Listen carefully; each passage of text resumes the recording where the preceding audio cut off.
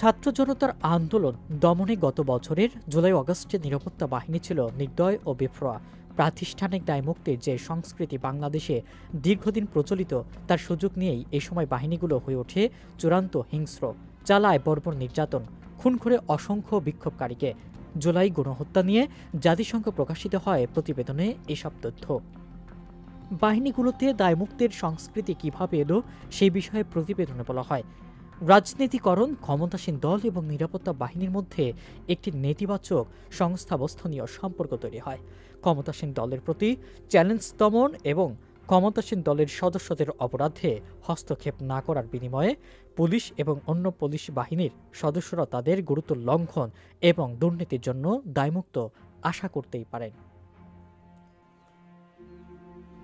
2009 সাল থেকে নিরাপত্তা বাহিনীগুলোর অপকর্ম এবং তাদের বিরুদ্ধে কি ব্যবস্থা নেওয়া হয়েছে সে বিষয় তুলে ধরা হয় প্রতিবেদনে।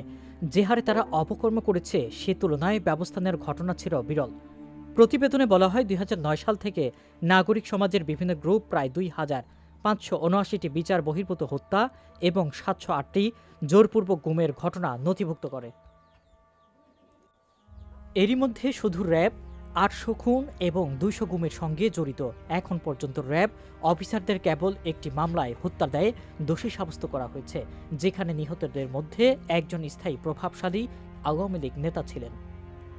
সিভিল সোসাইটির একই সূত্রে জানা যায়, প্রতিরক্ষা গোয়েন্দা বাহিনী ডিজিএফআই এর কর্মকর্তারা 170টির বেশি জোরপূর্বক গুমের ঘটনায় জড়িত ছিলেন বলে অভিযোগ রয়েছে। তবে সংস্থাটির একজনের বিরুদ্ধেও কোনো ব্যবস্থা এখন পর্যন্ত নেওয়া হয়নি।